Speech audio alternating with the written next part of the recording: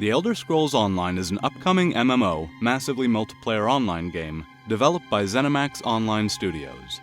Players take the role of an adventurer who can journey through the various provinces of Tamriel, fighting enemies, completing quests, finding epic loot, and meeting companions along the way.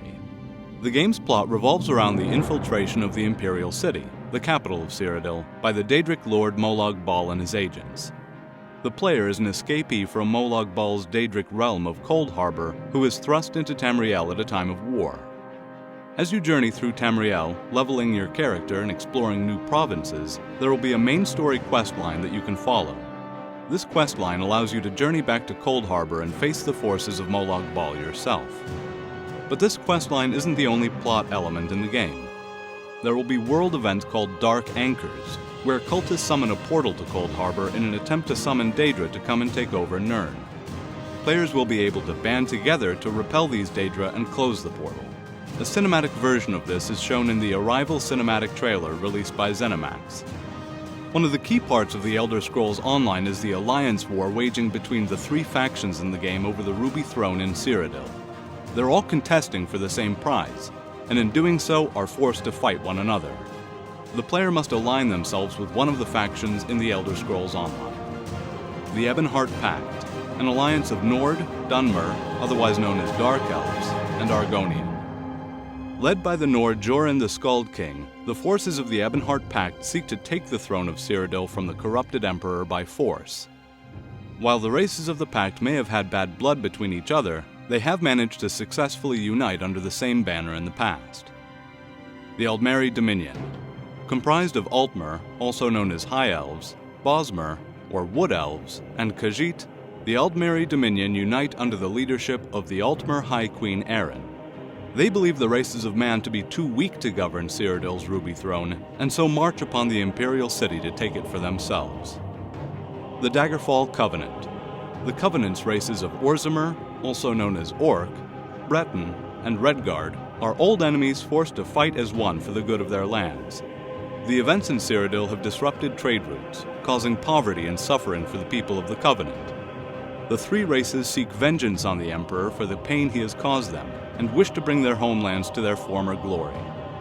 Players can join any of these three alliances when they create their character.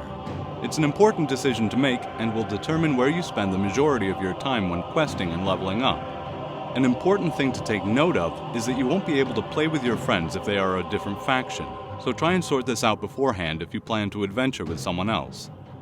The decision of which faction to fight for also greatly affects PvP, as players of opposing factions will be fighting each other in Cyrodiil's open-world PvP. Unlike previous games in the Elder Scrolls franchise, the Elder Scrolls Online allows you to explore all 9 provinces of Tamriel.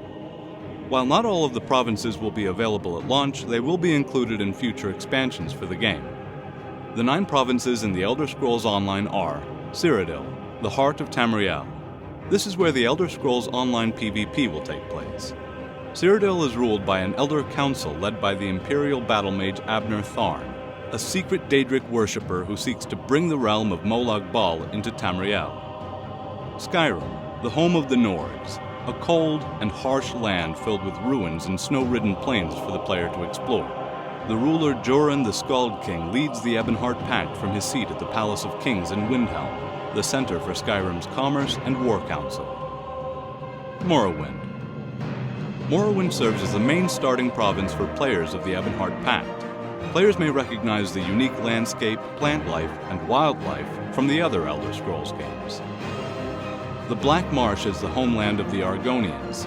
Full of dense swamps and dangerous creatures, the Black Marsh has shaped its native Argonians to become a hardy and resilient race.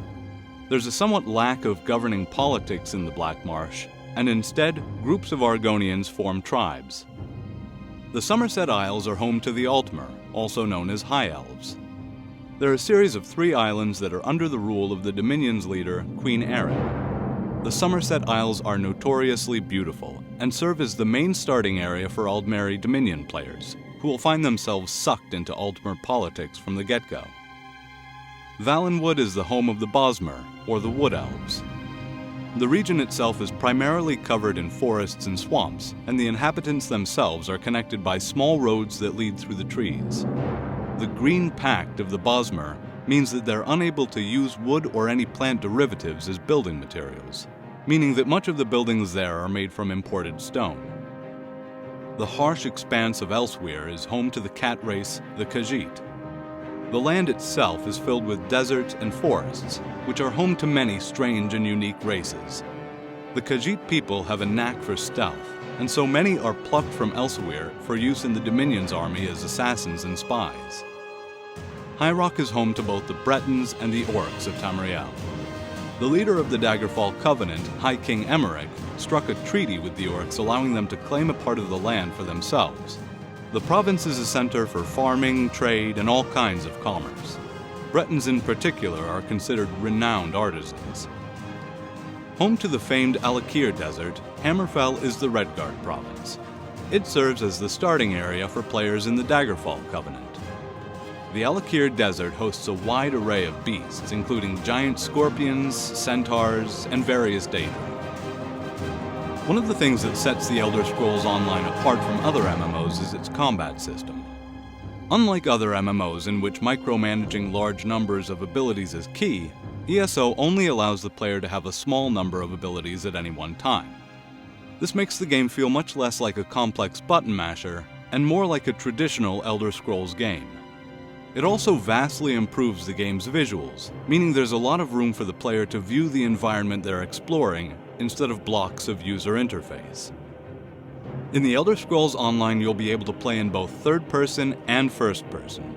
First-person is arguably a more immersive and traditional Elder Scrolls experience, but multiple people have commented that third-person makes the game easier to play due to the larger view and awareness it offers the player. The abilities that you can use in combat come from skill trees. Using a weapon, type of armor, or completing quests will give you levels in a skill tree. Having a certain amount of levels in a certain skill line will allow you to use skill points on the abilities in that tree. This means that in order to level up in a certain tree, you need to use the skills from that tree. Classes aren't as definitive in the Elder Scrolls Online as they are in other MMOs. Since there is a wide variety of skill lines not related to classes in the slightest, they can only really serve as a starting point, a foundation to build your character on. There are 4 classes in the Elder Scrolls Online, each very different from the other, making for a much more unique character building experience even early on in the game. They are the Nightblade. Nightblades are loosely based around the Rogue. They deal lots of damage from stealth, surprising their enemies and taking them down quickly. With a lot of single-target crowd control in their kit, Nightblades aren't just inherent damage dealers and can provide lots of utility in both PvE and PvP. The Dragon Knight. Dragon Knights are the bruisers of the game. Their abilities focus both on taking damage and dealing it, making them a very versatile choice for players.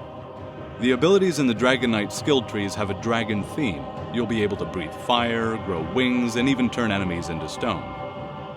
The Templar. Templars are generally seen as the support characters of ESO. Their name may suggest a paladin-type class, but that is only one of the routes for the Templar to go down. They harness the power of light to heal allies, damage enemies, and protect themselves. The Sorcerer. The Sorcerer is the mage archetype in the Elder Scrolls Online. The class mainly focuses on DPS, whether it be single target or area of effect. Sorcerers can also summon creatures to their aid, including familiars and clanophiles. During your time in Tamriel playing the Elder Scrolls Online, it's likely that you'll spend hours fighting with your allies in dungeons. These range from small dungeons you can find around the world to larger group dungeons which require a full party to complete. Dungeons in ESO will provide a more cinematic feel than most solo play, and will give players the chance to test out their class synergy with other players. In-game, you'll be able to summon allies to dungeons to save on traveling time, something that a lot of players value in MMOs. The Elder Scrolls Online will have several tools to help you play with your friends, the primary form of which is the guild feature.